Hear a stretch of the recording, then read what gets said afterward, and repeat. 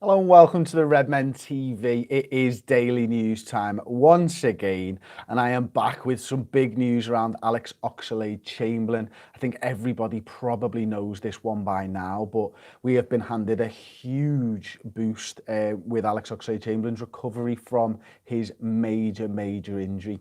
So obviously he got injured last year. And he's on course to be back in full training, hopefully by mid to late February. That's mid to late February, with a view to him potentially being back in the side by March time, and you'd expect it to maybe be mid-March, something like that. But this is brilliant news for Alex Oxlade-Chamberlain. I think, he's looked sharp in training while the lads have been over in Dubai, so I've heard. And yeah, listen, the club are reluctant to put a time scale on it, but the Echo, who are reporting this, is saying, yeah, March is realistic now for Alex Oxlade-Chamberlain to come back in, to be available for selection. He could even be an option, according to the Echo, for the second leg of the Champions League last 16 tie against Bayern Munich on March the 13th. Absolutely brilliant. We would still have 8 Premier League matches. We could have Alex Oxlade-Chamberlain available for that run-in as well. Those last 8 Premier League games, apologies. So yeah, absolutely brilliant. He ruptured ligaments in the first leg of the Champions League tie with Roma at the semi-final last April. And Klopp at the time, remember, said, we will wait for Alex like a good wife when a man is in prison. Well, Liverpool fans have waited for him. We've waited for him so long, it feels like now. It'll be approaching 11 months he'll have been out of the side for if he does return mid-March. And I am just so excited. It starts to ask the questions of what type of formation are Liverpool going to play? Is he going to slot back into a 4-3-3 midfield? And is he going to be that same player that we saw at the back end of the last season, the one that got 5 goals for us? I think it was 42 appearances actually, so quite a few. But the outstanding nature of his game was such an important part of Liverpool towards the back end of the last season. We've missed that, haven't we? We've missed someone who's able to run at defenders from the middle of the park, bring players in. We've changed the formation, so Bobby Firmino's playing in that 10, and I can't wait. I really am looking forward to seeing Alex Oxlade-Chamberlain back in a Liverpool shirt. And, it begs the question, and something that I've been thinking about quite a lot, actually, over the last sort of 24 hours, really, is that I wonder if Liverpool's social media game is helping Alex Oxlade-Chamberlain. And what I mean by that, and I'm going to talk to Chris Bascom, the Telegraph writer, tomorrow about this. And what's been floating around my head around this is that I see Liverpool, and I know that their social media is so much better than it used to be, and they're right now one of the absolute top clubs in world football with regards to how they deal with all different kinds of things, but in particular YouTube. They're brilliant at that now, but also the social media and stuff. And I just wonder whether the way that we're seeing snippets of Alex Oxlade-Chamberlain over in Dubai, and we saw him with the weights and all that type of stuff a month or so ago, I wonder whether this is having a positive impact on his recovery. Do Liverpool do this all the time now for every player, or is it just Alex Oxlade-Chamberlain because he was such a big part of it, because he's been out for so long? Imagine that lift that you're going to get from that. I think about it and I'm like, you're there, it's been a long time since you've trained with your teammates and all that type of stuff, and you just see Liverpool fans absolutely pouring over you and wanting to see you back in the side. Millions and millions of fans from around the world who just want you back in the side. You put a clip up of him and everyone's like, I can't wait to see you. That must spur him on, mustn't it? He must want to get back in this side, help with a big push for a Premier League title, a potential push for a Champions League title as well. I know that's asking a lot, but that's kind of what I want to see this season. And it could be huge. It could be huge, Alex Oxlade-Chamberlain, but there are question marks. How is he going to fit into the side? Does he fit into a 4-3-1? Does he fit in that 4-3-3? Will we see more of that? Who knows? So yeah, that's really, really interesting. Luis Suarez has actually been talking about Liverpool and his bond in particular with Liverpool and the fans, and he said it's lifelong, and he's been talking about the prospect of playing for Jurgen Klopp, and what he said was very much, we're at 2 different clubs at the moment, but every player would really like to be coached by Jurgen Klopp, and that's great to see. And there's no rumours in there. This isn't Luis Suarez coming back to Liverpool. but it is absolutely, you know, him talking about how he wants Liverpool to win the league this season, how he feels that connection for this football club, and that's brilliant. I want to see that from ex-players, especially, you know, ex-players that I really like. You know, he was absolutely outstanding for us, wasn't he? A little bit of transfer news then before we get into some of the comments a little bit later on. But Hudson-Odoi, Callum Hudson-Odoi has been linked with a £35 million move to Liverpool. Liverpool are looking to rival Bayern Munich not only on the pitch but off the pitch as well, for both Timo, Werner and Hudson-Odoi, if you believe the rumours. Now this one traces back to Build Sport, so I'm not sure how much to put into that, but Football 365 have picked that up, and because of that the Echo Rumours page has picked that up as well. It'd be interesting to see if we go for someone like him. He's only got, like, I think it's 18 months left on his contract at Chelsea. Apparently Chelsea have offered him £70,000 a week, but he wants more game time, he wants more opportunities, and I wonder whether Liverpool and Jurgen Klopp will afford him those opportunities. Really interested to know your thoughts, so let me know in the comment section below what you think of that one. It's an exciting prospect though, isn't he? I think everybody knows about Hudson-Odoi. Everybody knows about him. He's got one of the best names in the world as well, which is absolutely fantastic. Mo Salah, big Mo Salah news. He has deleted all of his social media. Yeah, he put this really cryptic tweet out, didn't he, about, yeah, it was just, yeah, it was mad, wasn't it? So he put out a tweet saying 2019 resolution, time to get in touch for real, and then everything's gone. His Instagram's gone, his Twitter's gone, and all this type of stuff, and it's mad. I mean, listen, let me know what you think. What are the conspiracy theories around this one? Is it all to do with him focusing on Liverpool Football Club? Is it all to do with the Egyptian FA and all the problems that he's had there?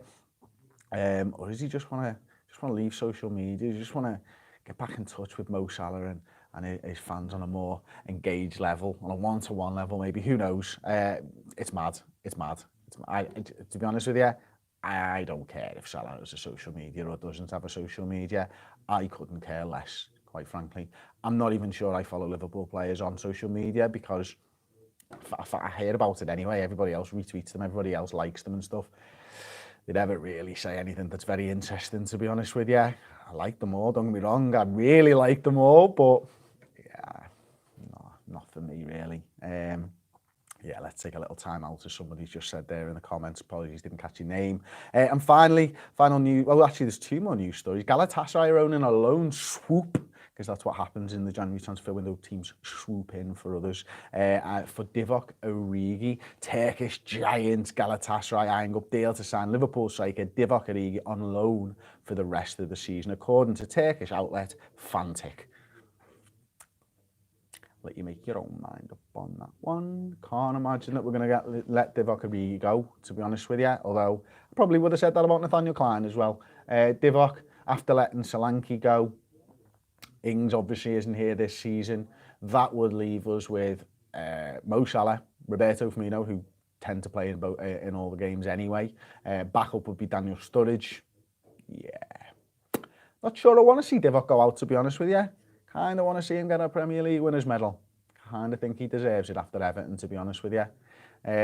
God, the good one says, get rid of Divvy now. Wow, heartless. He gave us a great time like 8 weeks ago or something. He was superb. And he gave us one of the best times at Anfield I've had ever. You know, there's no better way than beating Everton in the 90th. I can't believe I'm still talking about it. It's the 23rd of January. It wasn't even 8 weeks, I don't think. It was probably 6 weeks. It's fantastic. I can still talk about it. It was only 6 weeks ago, do you know what I mean? And final one, breaking news, and I'm actually looking at Dave O.C. Cop's Twitter here. Breaking. Liverpool set to sign a young French defender, Billy Cometio. He's 16 years old, previously at Lyon, and that's reported by RMC Sport over in France. Nobody knows much about him, to be honest with you. I've seen a website say he's a defender. I've seen a website say he's a midfielder. The tweets below Dave O.C. Cop's tweet are great. At LFC826. Any good, Dave? Dave says, no idea. And then Jake McCaffrey, 25, says, I've only known of his existence for 30 seconds, but I can confidently say he's better than Maldini. Again, I'll let you make your own mind up, but apparently this one's close. You know, it looks like Liverpool will be signing 16-year-old Cometio, and we will find out more over the next coming weeks. Look forward to that. So there you go. That's been the daily news. Let's get into some of your comments. And I just need to find that on my browser, which has completely disappeared. Thank you for waiting for me. Apologies. What's our starting 11 going to be by the end of the season, says Noel Augustine. Right, Alisson, Trent, Gomez, Van Dijk, Robertson, Fabinho, Wijnaldum, Salah, Chamberlain, Mane, Firmino. Why not? Rizwan Ali says, Chris, shows your face. Dear mate, liking that spot there. It's big, innit? Oof, raging. So there you go. Sad news about Salah. Yeah, absolutely terrible, terrible news.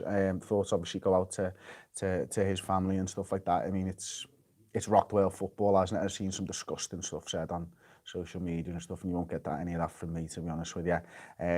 Yeah, just thoughts go out, obviously. Uri Rap says selling Origi is not a good idea. I think that's probably about right. I'm not going to get a close-up of my spot go away. Chris, can you play striker? No. I haven't played footy later, though. Can't wait for that one. Surprised Moreno hasn't left for Sevilla yet, says Nadas. Yeah, I don't think we'll be letting him go until the end of the season. David Wood. Hey Chris, I'm that lad you threw under the bus on player ratings. I told you that I recorded the Van Dijk song. Is there any way I could send it you when I get it? Yeah, send it to me, mate. Just get in touch with us on Twitter at Mr. Blood Red. Deleting all social media accounts is a sign of intelligence, says Dan the Man. And who are we to argue with the man that is our Dan? I actually, you know what, I'm not a massive social media fan. I know I've got a Twitter account and I'm obviously on Facebook and Instagram. It doesn't take up too much of my time, to be honest with you. Twitter takes up the most, and I kind of use that just to stay in touch with Liverpool and stuff like that. Yeah, I find it quite a distraction, social media. So for me, it's just like I prefer Instagram more than anything else. And I'll be honest with you, I just got people that I know on there. You know, I've got about 80 people on there that I follow, that follow me. I'm not interested in growing that as an account in any way, shape or form. It's for my family, it's for my friends, it's for pictures of my kids and stuff like that. And, you know, I like that. And the reason that I like Instagram more than all the others is, you know, one post pictures of bad shit. You know what I mean? Whereas you can go onto Twitch and you go, oh, you see that Salah news, like that's proper depression, like, you know what I mean? And yeah, it's mad, like, so I agree with you, Dan the Man. Also, I think it was Conor McNamara who says, how long have you got left on your hair? I'm not sure it's too long, to be honest with you. My barber actually mentioned it a few weeks ago, which was lovely, because she's doing herself out of the job. Crazy Football Contest says, Chris, will we sign Werner? I don't know, man. There's conflicting reports this week even about Werner, isn't there? I think sometimes you're looking at it and you see it, and Liverpool are rivaling with Bayern Munich for his signature, and then the chairman of RB Leipzig says he's going to stay for 2 to 3 years. I'd like to hope that we do. I think he could be one of those players who improves the first team and improves the squad. You know, he gives us the opportunity to rest the likes of Mane, Salah, Firmino, but can also play in any of those positions. I think I'd be so happy with him coming off the bench. And, you know, you see what Aguero's doing at Manchester City, and you know how talented Jesus is coming off the bench for them, and, you know, getting starts when Aguero needs resting and stuff. And Liverpool don't really have that option at the moment, do they? Liverpool really have their front three players in Mane, Salah, Firmino, and you could add Shaqiri into that, and once they're done, the drop-off is significant, shall we say, to the other lads. Liam Lawrence says, do we need a left winger? I think we do need someone like that. And again, Werner can probably do that. You know, come in and spell Mane for a game or so. And Mane probably would benefit from having someone push him hard for that position on the left wing. Metal Red says 76, where's Mo's Instagram account gone? It's gone. He's got rid of it. He's got rid of his social media. Very, very cryptic tweet that he put out. And now he doesn't have any afterwards. So yeah, very interesting. I'd like to see Zaha at the club. He's causes all kinds of issues, said Shadow TV. Zaha's a great player. I mean, Steele and Paul have been saying this for 18 months now, that they'd love to have seen Zaha at Liverpool. And, you know, I wasn't sure I agreed with them to begin with, but after seeing him over the last 12 months, I've got to say, you know, he's someone that excites me, but he looks like a player for me who is very comfortable being a big fish in a small pond. And I mean, no disrespect to Crystal Palace. But you know what I mean. So yeah, I do like Zaha, but whether he comes to Liverpool after, he was at Manchester United and he struggled there, didn't he? And I don't think he was given any opportunities really to shine, and he's probably been burned by that, to be honest with you. So yeah, there you go. Zaha's the only form of mind that gets me wet every time he plays on the left wing. Lovely. Chris, love Redmen TV. You'll never walk alone, says Mark Henley. Thank you. Do you think we'll sign a huge player in the summer, or do you think we will just sign squad depth players, says Colette Minari? Colette, thanks for the comment. I think the way that Liverpool are approaching their transfer business now is completely different to what it has been over the last few years. And I think sometimes you don't want to buy squad players, you want to buy players that are going to make your first team as squad players. And I think that's the approach that Liverpool have to take. I think, there will be, if you're buying a 25-year-old or to a 27-year-old, let's say, I think that's the approach you have to take. Obviously, you can buy squad players with huge potential, maybe that 19 to 23 bracket, and hope that they grow into that and they have the time there to develop. So yeah, I think that's probably how I sort of feel about that. Swifty Gaming, you get abused on Twitter in the cop. What for? Clarify, please. I've never been abused in the cop anywhere. Picture of Chris in an Everton t-shirt. Oh, yeah. Yeah, it was a bet. Go ahead. Nice one. Do you think Gerrard is doing good at Rangers? Absolutely. We will be even stronger with Gomez, Trent and the Ox-back, says Jack Jones. I can't wait to see them all back, obviously. The Ox is the big one for me. He's been missing for so long now. Yeah, he's been missing for so long, and I really want to see him back into the side. But equally, Gomez is such a top-draw player, isn't he? I want to see him back in there. He was doing so well. It looked to me like he'd really made that centre-back berth his own alongside Virgil van Dijk. It's not the same seeing someone like a Joel Matip or a Dejan Lovren in there. For me, I just want to really see Joe Gomez get a few months and get back in there. I can't wait for that. We can't wait to get Gomez back to Sean Quinn. I think saying we can play left wing makes sense. Do we need a Coutinho, Fekir type player, says Farhan? I think, I wouldn't be surprised if we signed one. In fact, I think we probably will sign someone who can play in those attacking midfielder positions. I think, the fact that we sold Coutinho, the fact that now, we did look at Fekir and we did want to sign Fekir in the summer, says to me that, an attacking midfielder is high on the list of priorities. Would that give Firmino the option of going back into the number 9? Would Salah go onto the right-hand side? Could we just change it week by week?